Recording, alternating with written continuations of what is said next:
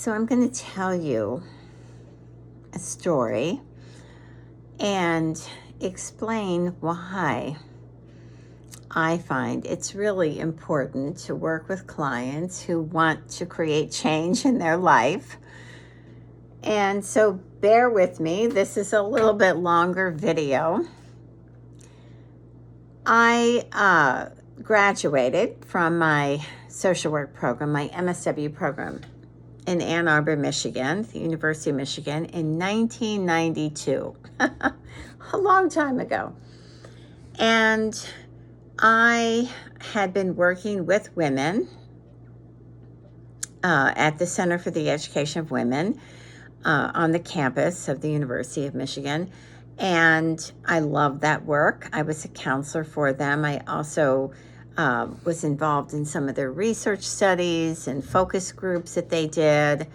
But I also got offered a job in downtown Detroit at a mental health agency.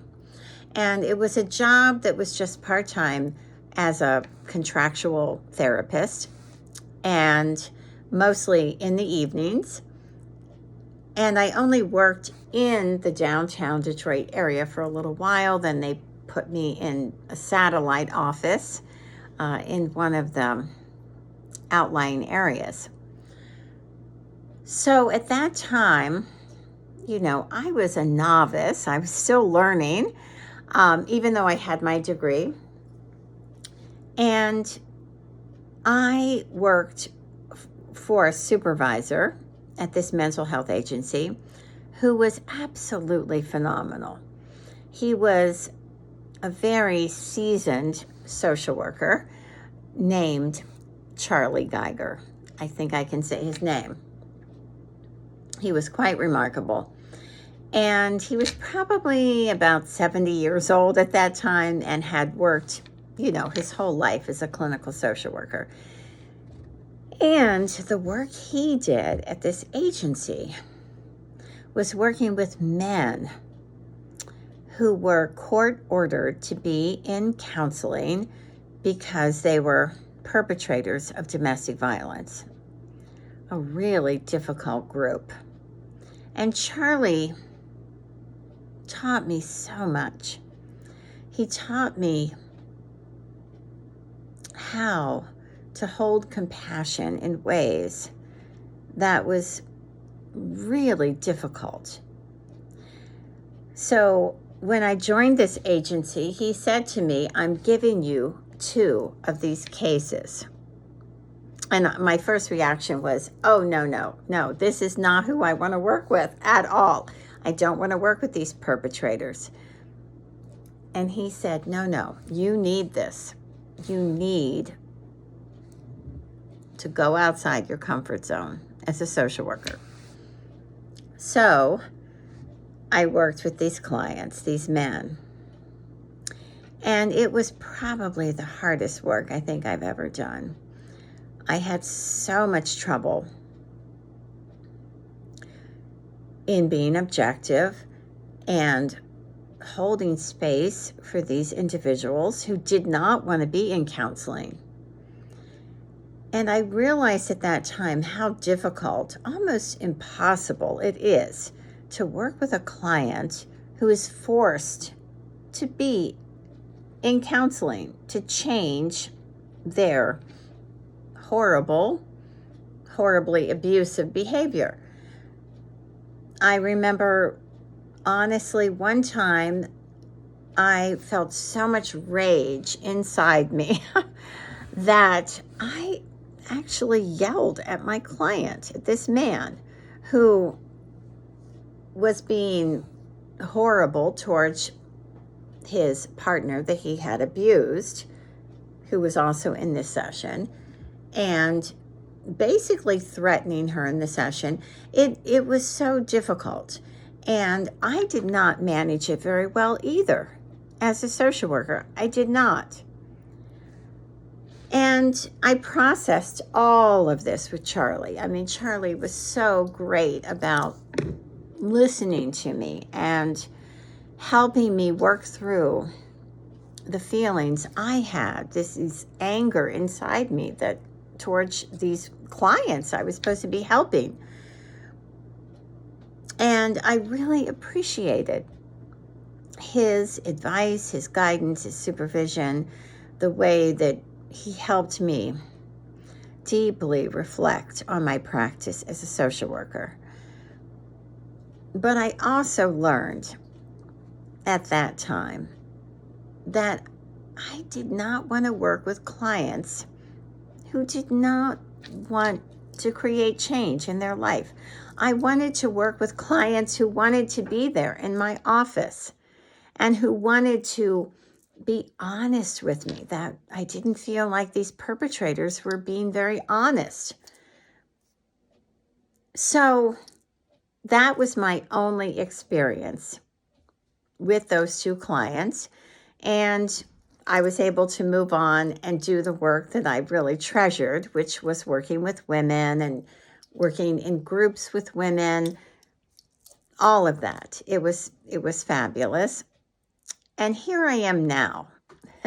And I have come into this space from being a social worker, but now as a credentialed life coach. And the reason I love this work now is that my clients who find me are really ready to transform their life, to let go and surrender to the pain that they've been experiencing from a loss in their life. And, some of the stories that my clients share with me are so traumatic and horrible tragedies of death and dying that they've experienced and that they're trying to move on from.